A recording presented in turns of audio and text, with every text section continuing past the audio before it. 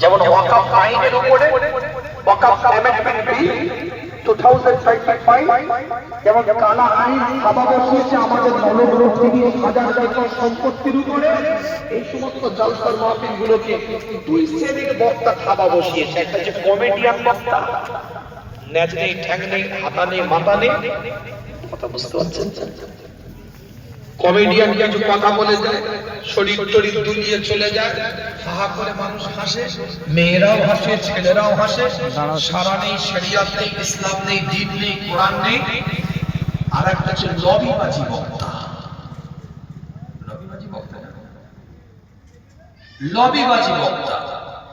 গ্রামের দুটো দল হয়ে আছে, এই দলের লোক চিন্তা করে যে আমার লবির বক্তাকে দাওয়াত করে বাঁশগুলো খুলে ঝাড় থেকে ফিট করে ওই ঝাড়ে করে লাগানো যায়। যখন ওই বক্তাকে দিয়ে এরা ঘা খায়, এরা চিন্তা করে আমাদের একদিনের বক্তা কোথায় পাওয়া যায়, ভালো করে টেনে নিয়ে এসে ঝাড়ের বাঁশগুলোকে খুলে যেন তাদেরকে ভালো করে ফিট করতে পারে। এই লবিবাজি বক্তা হচ্ছে জলসার মাহফিলগুলোতে থাবা বসিয়েছে। এরা হক কথা বলে, দামি দামি কথা বলে, বিরাট ডেলিভারি দেয়, ইয়ারকার বাউন্সার সবকিছু দেয়, কিন্তু লাস্টে শুধু একটাই কথা বোঝাতে চাই, তাদের ভিউ একটাই, বিগত 5 বছর যা বলেছে সেটাই ঠিক, আজ যা বলছে 5 বছর পরে মিলিয়ে নেবে ওটাই ঠিক।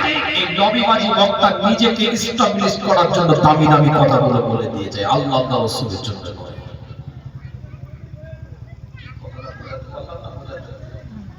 আমি একটু অন্য টাইপের পীরজাদা, কে কতটা আমাকে কত রকম ভাবে জানেন সেটা আমি জানি না। এই কোরআনের মাহফিলগুলোকে, শরীয়তের মাজলিসগুলোকে, দ্বীনের মাহফিলগুলোকে দুই শ্রেণীর বক্তা কিন্তু থাবা বসিয়েছে। একটা কমেডিয়ান বক্তা, নাট্য মঞ্চ তৈরি করেছে, হাস্যকর মঞ্চ তৈরি করেছে, আর হচ্ছে লবিবাজি বক্তা 2 ঘন্টার বক্তৃতাতে গোটা গ্রামটাকে দুটো ভাগে ভাগ করে দিয়ে চলে গেল। 1 ঘন্টার বক্তার বক্তৃতাতে গোটা গ্রামটাকে দুটো দল তৈরি করে দিয়ে চলে গেল।